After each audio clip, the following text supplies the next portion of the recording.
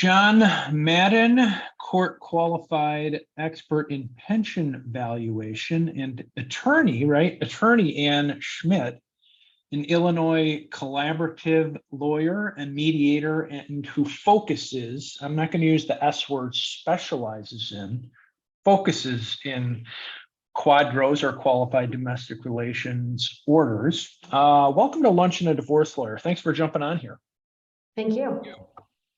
Why don't I start with, John, you were hot to trot before we press record here. Tell me a little bit about what you do.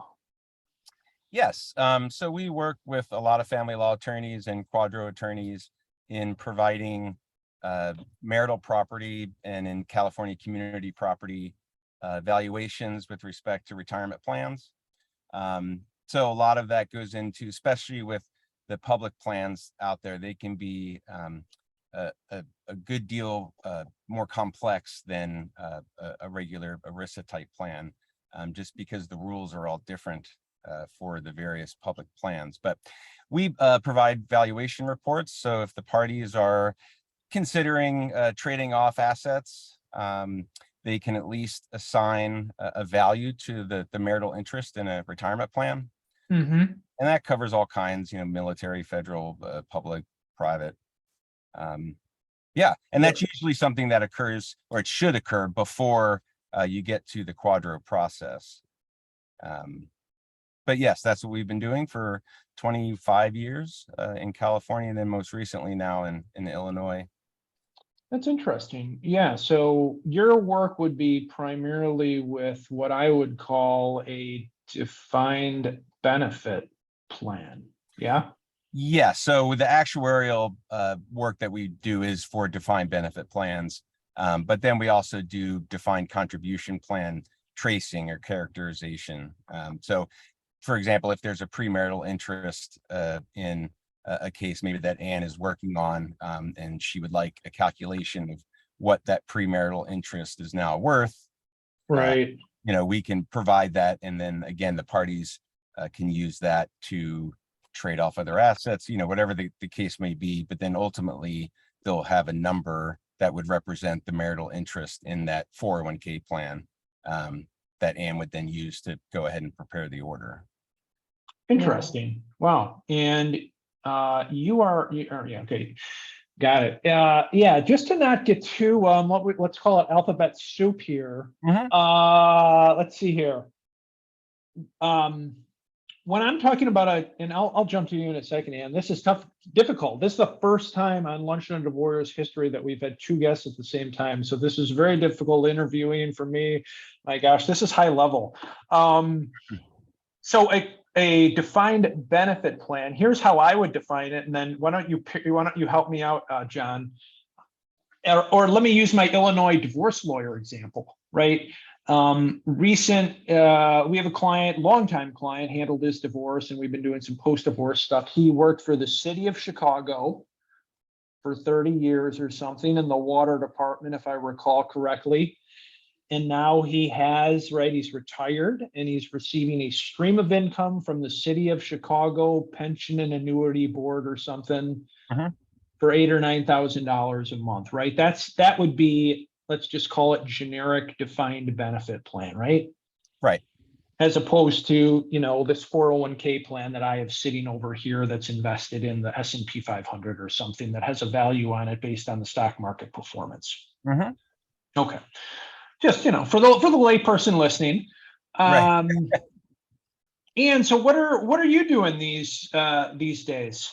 Yeah, so my background is I'm an ERISA lawyer by training. So I have a master's in primarily employee benefits.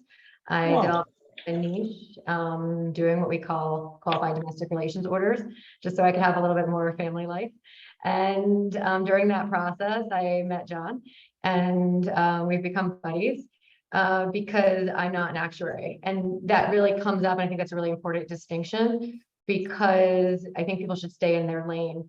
And particularly a lot of times you see lawyers trying to opine on what these pensions are worth, or trying to come up with what a non-marital assignment should be. And I think that that would fail. Look, I'm not a litigator, I'm only a transactional attorney.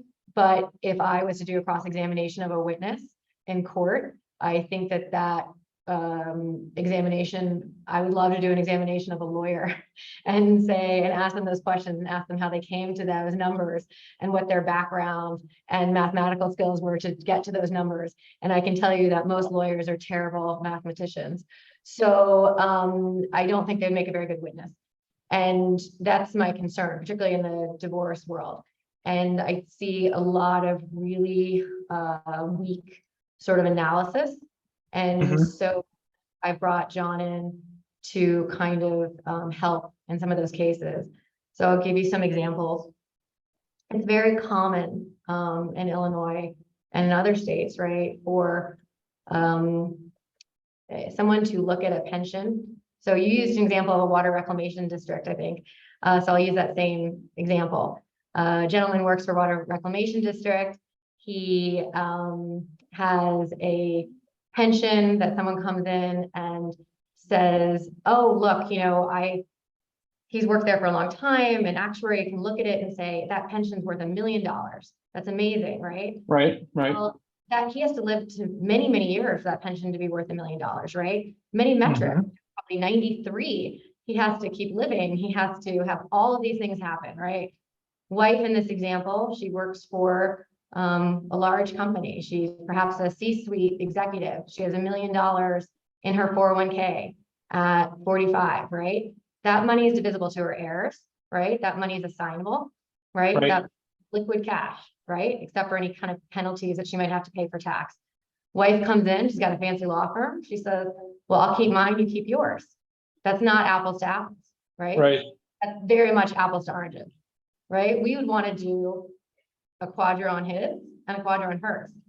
We want to do 2 quadros.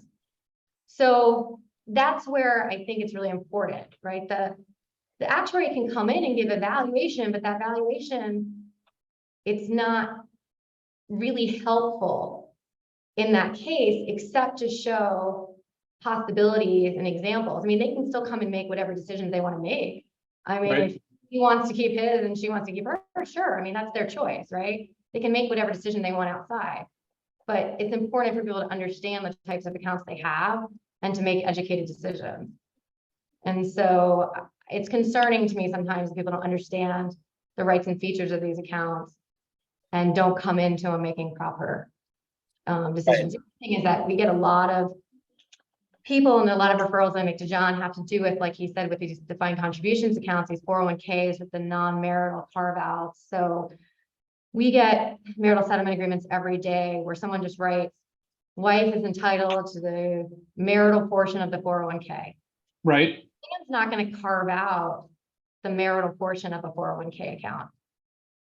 Particularly, they're not going to carve it out with gains and losses and all the calculations that have to be done. Maybe if the plan administrator stayed the same, maybe they could possibly just carve out what it had on that day when the gentleman started working or woman started working, but they can't calculate. They're not going to sit there and calculate the growth on it or the losses. Someone needs to come and do that. And so that agreement needs to be done way before. And if we come in and tell you that after your agreement's been made, we're kind of just stirring the pot. Right. And so bring in someone like John early and say, hey, well, what does that non-marital look like? That's different than on a pension, where on that Hunt formula coverture, we can do that for you. And we just have to put it in the formula and they'll calculate it at the pension when we put the quadro in. So it's really important to bring everyone in early and really understand those rights and features. Right. And one thing that, and I could not agree, Anne, with you more about, you know, you've got a 401k and a pension, and, you know, they may want to entertain the idea of valuation to trade them off, because it might appear on the surface that they are apples to apples, but it really helps for them. One, they have to be fully informed on their decision, right? And there's really no better person than a neutral valuation expert to basically confirm what Anne is telling them, that, you know, this is the truth about how a 401k plan works versus a defined benefit plan, right? That is contingent on life expectancy. But, you know, once they're fully informed, of course, it's on them to decide, you know, do they really want to do that or not? And that's fine, certainly happy to execute that. But as long as they're fully informed and their family law attorney is fully informed, then, we're happy to help. One thing that I see a lot in California, and I'm already seeing it in Illinois, is, these public plans are contributory plans. So that the members themselves often pay some of their salary towards the pension.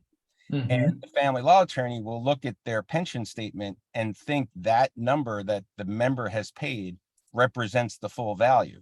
So they may not even go to Anne and say, hey, do you know someone that can value this thing? They're just going to assume that it's this member contributions only.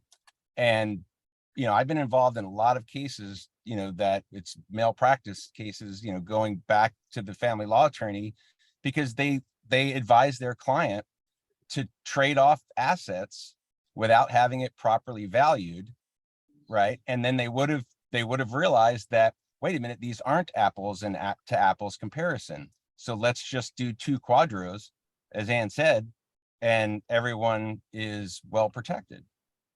Yeah, I mean, that scenario Anne raised, I think, yeah, I see that semi regularly. And I mean, to me, to the listener of this, I think the main point, or a point, is the retirement benefit is usually, I would say this is accurate, the largest asset in a divorce, right? A lot of times the value maybe of a home is more, but how many people really own their home full cash, right? I mean, there's oftentimes a mortgage, and usually if you're talking equity versus 401k balance or pension balance, it's the biggest asset of the marriage. So, right, I mean, to me, that's issue one. That's why this is so critical. It's not like we're dividing up a $10 bill. We're dividing up, in theory, $500,000, $1 million. So a little movement is actually a lot of money. Yes. Yeah, and I would say, even to go with that, Peter, ironically, it's like an afterthought. It's like always bizarrely not contemplated as the most important thing. Very rarely. Like, it's just sort of kind of hustled together typically in these agreements. And so even though it can oftentimes be the most important piece. And so it's sort of been like my mantra, and sort of like what I've been kind of like just pushing in Illinois, is to kind of slow down and really contemplate it, and to really kind of make sure people understand what those rights and features are, because it's been concerning, and I think it's getting so much better. I feel like people really are kind of understanding them more and really taking them more seriously, but they were just not being entered timely. People were forgetting about them. They weren't kind of following through on them. There was so much post decree issues where people weren't entering them. One of the biggest issues, you're talking about public plans that we see all the time, was not explaining. I can't tell you, and I'm not exaggerating when I say that every week I have, I'm sorry to be sexist, but it's usually a woman. Every week, some poor woman calls our office and says, my ex-husband died and I was told that I'm no longer going to get my pension anymore. And that's on a public plan. And we have to say that is correct. And whether it was her lawyer or not, she was somehow led to believe that she would receive her pension for the rest of her life, not understanding that the pension ends on the pensioner's life and on those public plans, that a firefighter or a police officer, right?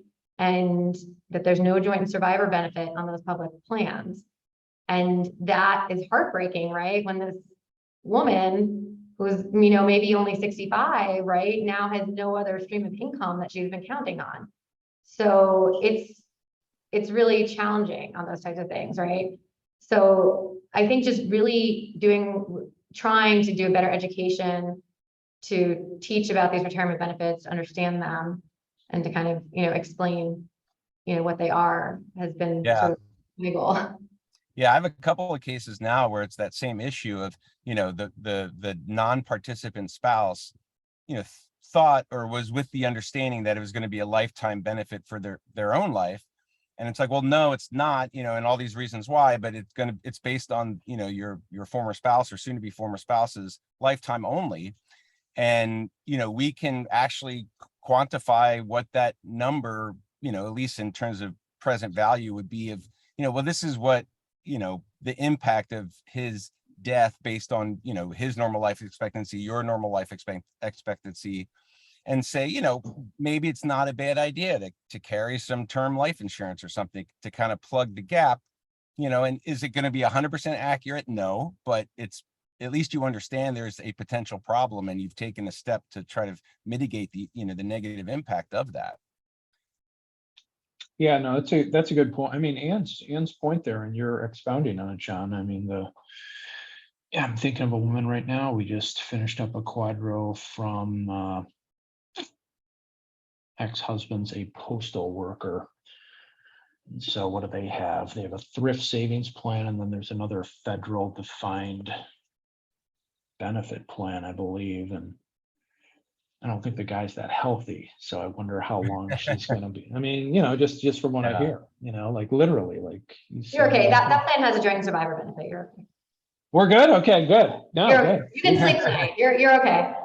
It's these state plans, right? I mean, Illinois, I mean, they're out of money, right? They know that they have to end it on the, these, the Fed regs, right? Which have like ERISA preemption, right? They have a joint and survivor benefit, and ERISA plans have a joint and survivor benefit, but the Illinois plans, right? They do not have a joint and survivor benefit.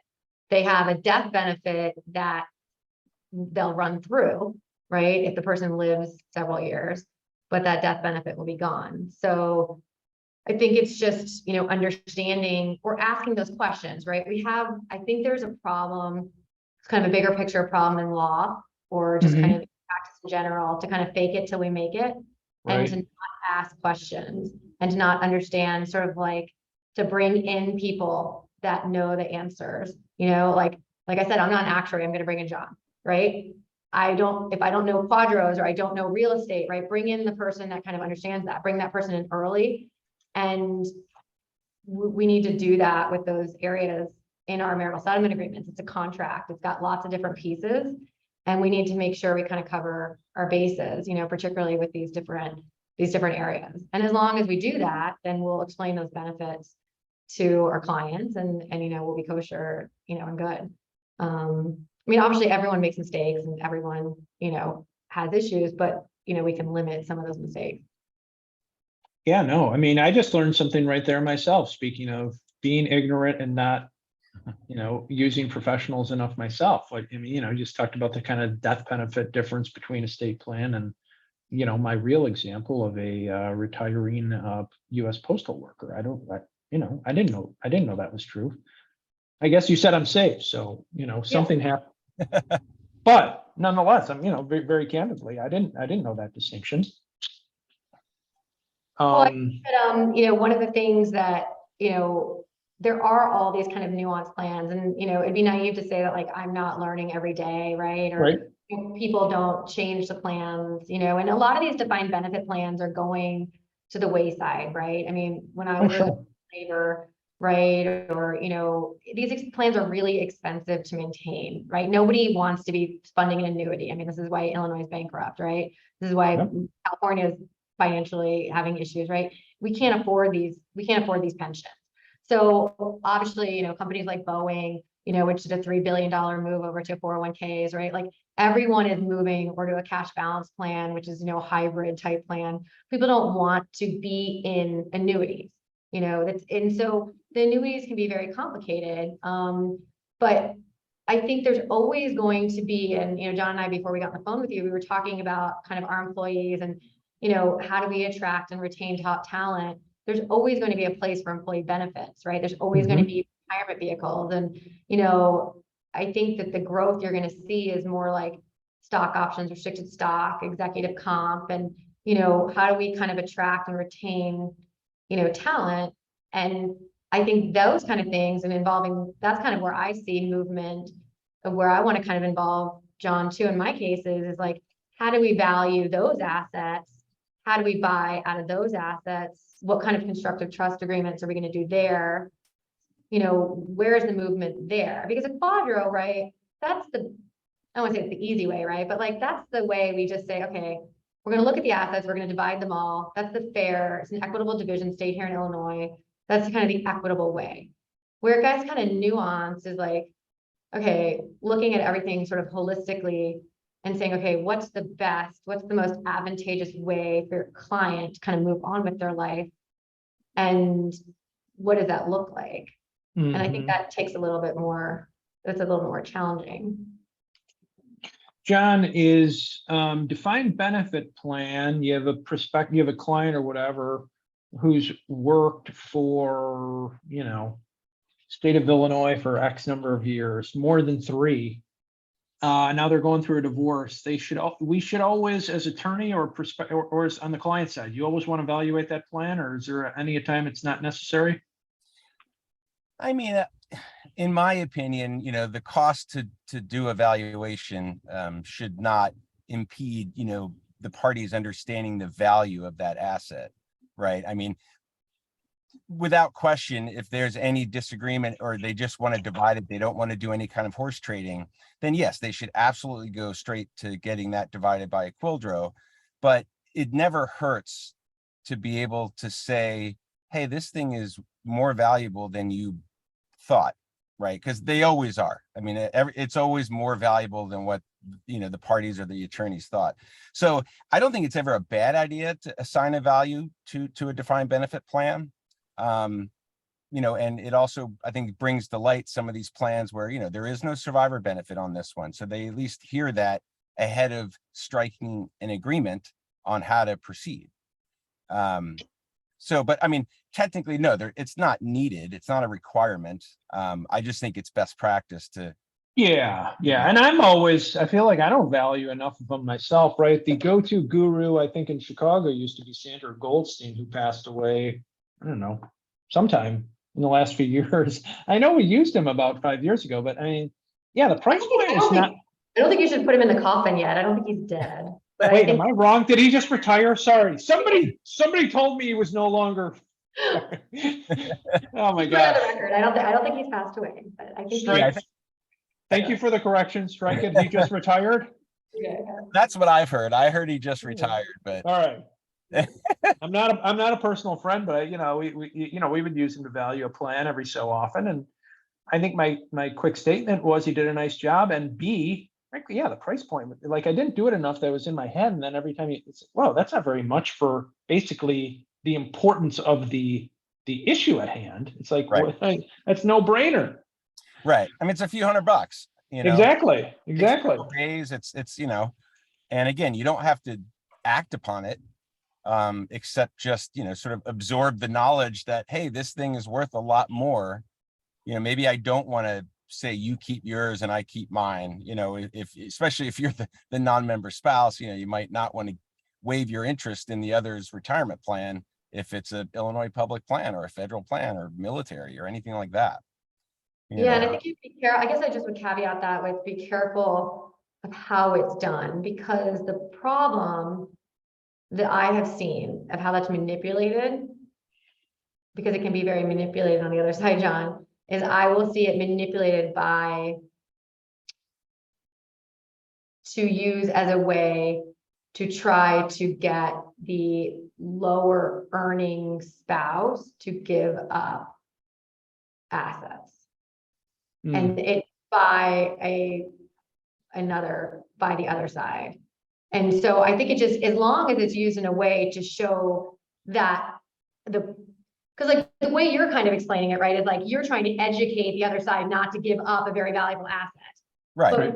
But sometimes it can be manipulated to try to give the person who has the asset, the pension, to try to give up a very valuable asset on the other side. That's more how it's used, particularly when you're talking about people who are on the other side, because where I see it in most agreements is, sorry to be sexist, but I will see it in a situation where wife is a teacher at teacher's retirement system, and they will find a very high value to her pension. Husband is a lawyer at Sidley or Kirkland or one of these, making $3.5 million a year, and they will try to assign her a higher value to her side of the balance sheet.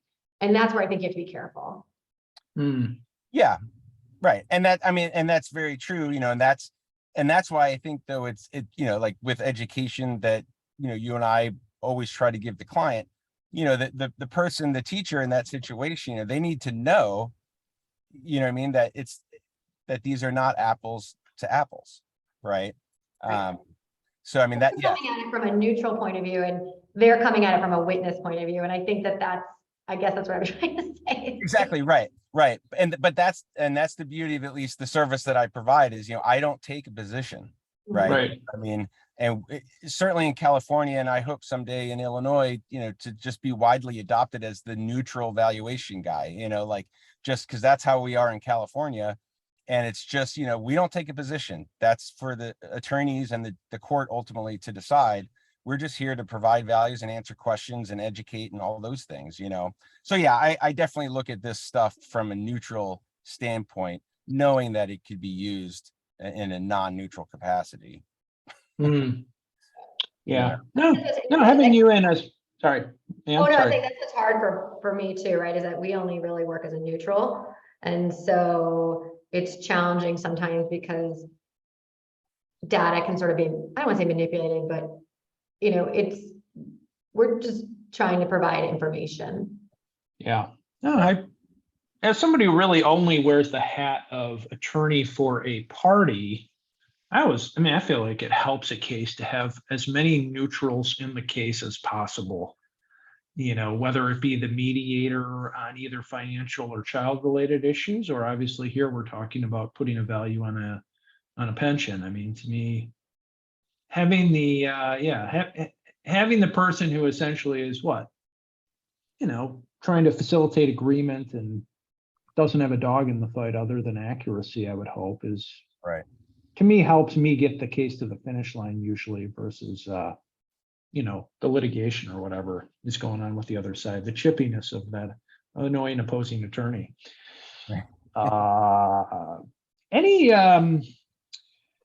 Are there any, I don't know, I just wrote down some common mistakes. Here are a few that I run through or see. Here's a case I had litigated. Is this a mistake or is there a best practice here? Here's my QDRO litigation over the last year, outside of, and that, right, when I'm talking like specific to the QDRO, not like just as part of a property settlement. It's kind of the gains and losses issue. Is that just like market timing, or is there a better way to do it? Or do we want to pick a value on a 401k, or do we want to say it's going to be subject to gains or losses? Well, I have pretty strong opinions about that. I'm sure you do too. Well, give it to me, because because here's my case. Like legit, it was like I think we finished up a divorce early 2021, and right the first half of 2021, the stock market was rocketing. And so, we had to litigate it after the fact. Is it X number of dollars, or does the other spouse get the gain that would have been substantial? Because I know that, I'm a semi-market guru, and it had really rocketed the first half of 2021, and that was a big issue. So what's your strong opinion, Anne? So my opinion is that, and I think the case law sort of follows in it, is if you are doing a buyout, you're buying out property, and that's the only asset you have to buy out property from, there's a retirement account, you're doing some sort of offset, then it should not be subject to market fluctuations. Mm-hmm. It should be fixed in time. If it is if you are dividing retirement accounts in kind that are marital, then it should be subject to market fluctuations. And so whether or not the markets are on fire or not on fire, we had great years the last couple of years, the markets are volatile. You would have rolled it over to your IRA, and nobody, unfortunately, and I wish I was, and I say this to clients every day, if I knew what the markets were going to do, I would not be charging you a flat fee for QDROs, and I would have a lot more money, right? But you would have rolled it over into your IRA, you would have probably invested it the same way, and your money would be doing exactly the same thing, right? So this was not, but if you were needing that money as an offset or some kind of property buyout, you would have probably taken that money out in cash, right? And so that's different. So I think that has to be clear in your agreement as to what you are going to be doing. And that, I think, is sort of the problem, is not clarifying that in your marital settlement agreement as to what is going to be happening with the money. Right. Yeah, we see that all the time as well. It's not clearly stated the intent of the award. Is it a fixed dollar award? What's the purpose behind it? And right. or clearly state that gains and losses should be included on the award amount, until it's actually paid out. Yeah, I think the challenge in my real life hypothetical was, and it was this: marital settlement agreement was clear, actually. And then a lot of the plan administrator was trying to like impose some language that I didn't like. There was, to me, was trying to change the intent of the marital settlement agreement. And that's when I gave pushback to the other side, who was trying to basically get more money for her client. And that's when the judge had to decide on it. That's what I felt was kind of happening in our particular situation. The plan administrator was kind of, I don't know, It's trying to throw that gains and losses on there when it was really a fixed figure marital settlement agreement. Yeah, I mean, I think that the issue with gains and losses, like I said, is that, if it says subject to market, fluctuations, then it's, subject to market fluctuations. Right now we have I would say the big thing that we're seeing a lot of right now is that people are wanting to do less quadros, which I get, right? Like they have, 6 accounts, right? And they want to do an offset of the 6 accounts out of 1 account. Well, the question then becomes, okay, well, one person is going to get the short end of that stick, right? I mean, there has to be a person that suffers from that, because those 1 account, they weren't all doing the same, right? Right. Now you're doing an equalization off of 1 account, and the difference of those market fluctuations of those different accounts, if you use 1 equalizing day, could be well more than a flat fee to do quadros for each one of those accounts. So you're better off going to John, or, we'll run the math for you if it's simple math or something like that, to decide, okay, is it really worth it in your mind to do 1 quadro, or should you divide all the accounts in kind? I mean, I think people get so hung up on this idea of doing less orders. Right. They're not really thinking logically. So that's the kind of stuff, particularly if you have large accounts. Like, look, if you don't have a lot of money and you're assigning, $10,000 or something, like, sure, we're going to try to do as few transfers as possible for you. But when you have an account that has $800,000 and another account that has $400,000 in it, it's insane to me that people are wanting to not divide them each. I mean, the amount of fluctuations on each of those accounts could be so much money. Right. So, the margin of error could be massive in returns on those accounts. So certainly, yeah. And a lot of people don't appreciate, the pre-tax nature of an account versus an after-tax, if it's a Roth IRA or Roth 401k, they don't appreciate the fact that, lumping it all together is not apples to apples, right? And another thing that we see, not all the time, but enough is, one party wants, they'll say, so even if the MSA says, gains and losses included, the one party might say, well, I'm going to take all the S&P 500 funds and I'm going to give you all the money market, right? And it's like, okay, well, that may seem like they each get, half of the account value, but, obviously the returns are going to be significantly different. So that's another thing I see missing is, gains and losses, but it's helpful to say, on a pro rata basis, or, sometimes they get specific as to what is awarded to each side, within the 401k plan or what have you. But yeah, it's another area of just, trying to clarify and educate the parties on how this stuff all works. But I think a lot of people, this year, particularly with this gains and losses issue, people were just annoyed, right? Because people wanted their cake and eat it too, right? Last year, everybody who was, once again, to use sexist terms, right? Last year, all the husbands were pissed that their wives were getting more money. And this year, all the wives are pissed that they're getting less money, right? But this is just life. We can't control those markets. Right. Yeah, I have a few good stories like that. And then I remember somebody who did something foolish. Because the stock market really, we don't need to talk stock market too much, but it just dropped like a rock that first month of the pandemic, but then it really rocketed. And if you just mistimed it by a month, you were really jammed. Because really, the pandemic market was a good market, but not like April and like March of 20, it wasn't. Right. Right. The volatility has been insane, and again, something that we did not have pre-COVID that we have dealt with. And I know Anne's seen this a lot, but people used to not be able to take a loan out of more than $50,000. That got bumped to 100,000. And then, really?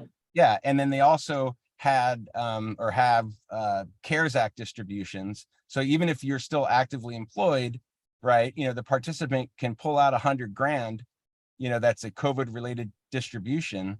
And that's why doing these calculations ahead of the QDRO, right, they still are going to do the QDRO, right, just as Anne has been saying, during this podcast, but they do the calculation first, and that way everyone knows, was in addition to volatility, was there this large distribution that no one knew about except the participant or something like that.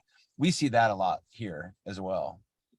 And do you see that? Like, do you see that kind of? Yeah, I think one of the biggest mistakes, if you're talking about mistakes that people make, right, is not telling us how to treat the loan, right? So, we obviously, like, we don't want to come in, like, our whole job is to protect the lawyers, right? Because we get our referrals from lawyers, right? Because Right. very rarely does a lay person know what a QDRO is, right? So it's not like people are just like calling us off the street and saying like, I need a QDRO. So, we're referred by a lawyer. So like, we don't want to have to go back to everyone and say, hey, you don't have gains and losses language in here. Hey, you didn't tell us how to take care of the loan, right? Because it just stirs the pot. But if you don't tell us how to take care of the loan, we need to know if the loan is going to be included or excluded, right? And so, and so that means we need to know, right, if the loan's going to be taken off the top, right? If the loan's going to be treated as a marital debt, or if the loan's going to be just staying on the participant side of the ledger. Like, we need to know how that's being treated, because that's going to change the distribution to the alternate payee. And also that's important, right? Because a lot of times people write agreements where they say, okay, husband is responsible completely for, or wife has to pay back part of the loan or something. But like, the only person that can pay back the loan is the participant, because it's the participant's plan, right? Right. They pay back the loan. So there's just conversations about it where just one quick phone call to me, or kind of one quick phone call to kind of address the loan issue would resolve that. And then we're not kind of needling you afterwards. And then from a selfish perspective, right, I can't do all that for a flat fee, right? I can't have that Right. kind of conversation. Right. Or make your flat fee bigger. Yeah, it makes everyone just sort of say like, oh, like, we have to kind of keep talking about this, and this is sort of now becoming complicated, and people are kind of resentful. And then, so those are just kind of like, I would say the biggest issues that we see are sort of gains and losses, loans. I would say assigning plans that are not able to be assigned. So not checking like the assignability. So a lot of HSAs that can't be assigned, a lot of annuities that can't be assigned. A lot of, Expound on that for a second. So I have what does that mean? HSA plan can't be assigned. What does a person, what does that mean? so some companies just have in their, it's all up to, like, when I sponsor a plan and I write the plan document, I have assignability provisions that allow it to be DRO'd. And if I decide that I do not want it to be subject to a DRO, that's within my plan document. I see. And so some companies, particularly public sector companies like 403Bs or people that offer health savings accounts under the public sector, they typically don't like them to be assigned, because they're pumping so much of their, I would say, John, maybe you see the same thing. The more employer contributions, the less assignability, because the Department of Labor is going to say, well, it's your money. If you put in your own money, right? You should be able to assign it how you want. It's your money. You pumped in your own pre-tax contributions. You should be able to do with it what you want. If the employer put in their money, right, they can have more limitations about what they want to do with their money, if that makes sense, right? Yeah. So, that's typically where you're going to see the limitations. And so kind of, it's hard if you make a whole agreement about assigning something, and then I have to come back in and say, well, that's actually not assignable. Right. So now you It's get the because drawing board. yeah, it's funny because here we are saying, the best way, the most accurate way is to just divide everything separately by a DRO, right? Right. Right. And then, oh wait, you get to this, health savings account where just about all of the HSA sponsors won't let you split it. So then you have to say, okay, well, that one actually go back, do the tracing calculation, and we're going to offset that with another account, Hmm, yeah. 'cause And here's the practicing lawyer's fault or something. I feel like it's hard to thread this needle. It's the timing of the entry of a QDRO. And right, you can enter it basically at any time, correct? But inevitably, it seems like they get handled post judgment. Do you see that in? Yeah, I mean, we try to get, I mean, people push us to try to get them to be entered at judgment and dissolution, but I would say it's challenging to get them entered at that time. I feel like it's like 1 out of 5 or something, even though I know as a practice, it's Yeah, I mean, I just leave it kind of open, and then it's like, oh crap, I yeah, didn't do that yet. But I there's would say such a motivation to get the case done, and it's like, I would say as a practice, the reason I would think that lawyers would want to get them done close to judgment is just so you can close your file and like sleep at night. You know what I mean? no, absolutely, absolutely. But from a practicality point of view, it's hard. Like you're winding everything down. You're kind of getting, things done. I'm not really like ever panicked about pensions except death, I guess. But I'm not really panicked because I kind of feel like, look, it's not going into pay status yet. You're kind of fine. We kind of prioritize getting, 401ks done usually. Right, right. And getting Right. money transferred because of market fluctuations. But I feel like, and probably for the most part, the fact that they get the QDROs done after, the marital status is terminated. I mean, it's not ideal, right? Because unless there's a death, I mean, you can almost always fix whatever problem that may be there, Yeah. but it's that, however unlikely, but in the event of a death, certainly of the participant after the parties have divorced, you could have a real problem. it's a death issue that will keep, so as a transactional Right. lawyer, like the whole reason I do this kind of work, right, is because everything can be fixed. Like 99% of mistakes that I make, I can fix. And that's a Mhm. lovely feeling, right? To just know that like I can write an order, I can do something that can fix it. The only thing that would keep you up at night is death. Like someone Yeah. gets hit by a bus in this like weird limbo land. And that's happened a couple of times where I have to kind of go to like an estate and fix something. And then the problem, right, particularly on ERISA plans, is you've got ERISA preemption, right? So it's like you've got beneficiary law, you've got all these issues that are kind of like coming in between. And I mean, I have a case right now where the father, I mean, you can't make these facts up, it's like a law school problem. The father is denying the estate to the daughter. So there was a QDRO in place that never got put in, right? And the wife died in the meantime. And the father is trying to take the retirement in the divorce. And it was supposed to, and denying it from his daughter, right? So they're like fighting over a beneficiary form. I mean, it's insane. Like a father and daughter, and you're talking millions of dollars in retirement. Wow. And like, those are the kind of things, like, you don't want that kind of stuff to happen. Like, that's crazy. Yeah, that's Yeah. just not good. Yeah. So those are the only kind of things I'm like, but otherwise, Okay. like, Well, thank you guys both for informing me and hopefully our listeners to the wonderful world of defined benefit, defined contribution, QDROs, QDROs, HSAs, whatever. John, who is there an ideal kind of client customer for you, and where can somebody find you if they need a pension valuation? I mean, ideally working with the family law attorney and like someone like Anne as the QDRO attorney is ideal for me. As I said, not taking any kind of legal position, right? My role is simply to provide values for, the attorneys to then use how they see fit. So I love working with family law attorneys and QDRO attorneys. That's what I enjoy most. And Great. yeah, Is there a website? yeah, it's msmquadros.com. So Great. msmquadros.com. Yeah. Awesome. Or And call Ann. you're California and Illinois primarily. Yes. Yeah. We do some other smaller states, but we're all over California. And then now, I think with Sandor's retirement, we're kind of filling that void, trying to at least.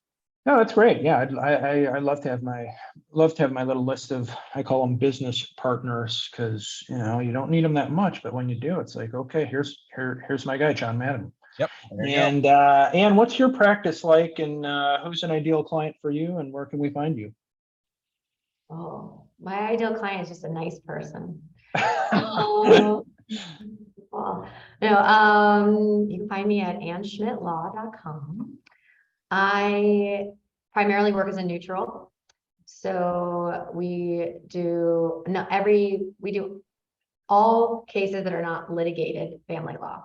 Okay. So, and primarily retirement, because that's what my specialty is. So collaborative mediation, executive comp, retirement issues, and then lots and lots of DROs, lots and lots of QDROs, FLDROs, DROs, letters of directions, IRAs, things like that. Then John has become a godsend. He's really become our go-to. We met him by chance, and we're obsessed. So we sent him everything. Oh, that's great. Great. Thank you. Thanks for jumping on. And are you on the Lake County mediator list, Ann? I am, and I'm also a GAL. I've got to say, to be honest, like I only do pro bono GAL work. Okay. Because I think for me, being a parent of 2 kids, I find it too intense. Like I find like the GAL stuff, I don't love custody kind of situations. Okay. But I like financial mediation. So I do quite a bit of financial mediation. Good. I think great everyone knows no, great to know, because what they're good at and what they're not good at, right? No, a mediator who can move the ball forward to lessen litigation is golden. I have a case like that right now that's happening in Lake County. It's just like, I just have fun occasional calls with my clients to just kind of talk some strategy, and the mediator is doing the heavy lifting, and I feel like I'm getting half the credit. So it's great. So, well, thanks both of you for your time, and I appreciate it. And have a nice rest of the day. You'll send us all. I have all your contact info now too, and we'll make sure that we put you on all our lists and everything too. All right. Thank you to both of you. Thank you. So much. Okay. Take care. Bye. Bye.